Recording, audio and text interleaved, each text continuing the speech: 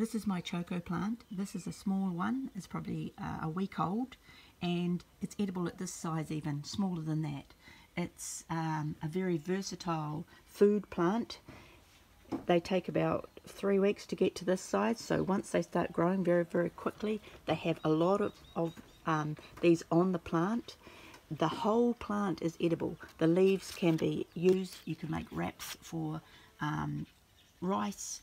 This is obviously edible. This is used as a filler normally, so it doesn't have much flavour, but when you put it in with other things, it takes on their flavour. So for example, if you wanted to make an apple pie and you only had a couple of apples, or one apple even, you could put these in with it, 2 of these and 1 apple, and they take on that flavour, and most people won't realise that you've swapped it out. So it's been used in that manner for a long time. Here's a baby one, see it here? So it'll take maybe a week, and it'll be about this size here. See how big it gets? This is just 1 year's growth, so this is just this season's growth. So the main base is down here, and the plant itself is about 3 years old, and all this will die back. This will die back in the winter, and a lot of people in a colder climate would have trouble growing this, I think. So down further south, you might be able to protect the stalks during winter, and then it'll come away again. This probably isn't the most ideal way to grow it. Look at them hanging out there like baubles on a Christmas tree, all over it.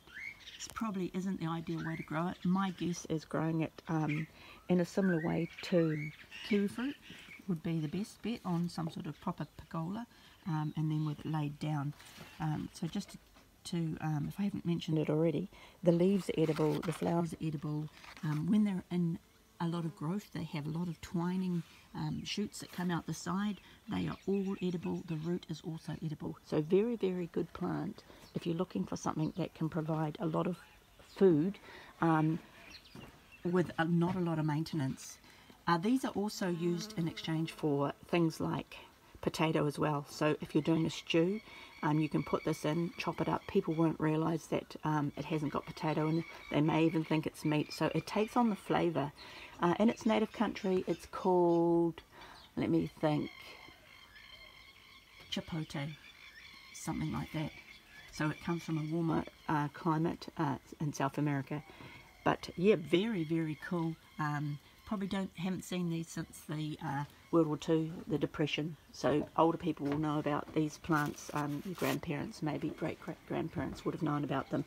New Zealand and Australia, growing throughout both those countries in hard times. So very, very cool plant. I think it's cool. It's in the pumpkin family, so that probably explains why it spreads like that. So give it a go. Have a go at growing this. It's well worth it, easy to do. So what happens is you can leave these on the tree, and when they are ready to come off, they will drop to the ground, but they'll stay on this plant for a long time yet, a long time. And when they do drop to the ground, a little shoot will come out from here and start going upwards. And if you keep these inside, they'll just shoot themselves. This whole thing, it kind of is self-feeding, and you just put that in the ground and away it will go. So you can bring them inside and just start your plant every year again if you think that's going to be beneficial. If you're in a colder area, that might be the option for you. So, the Choko, maybe think about growing it.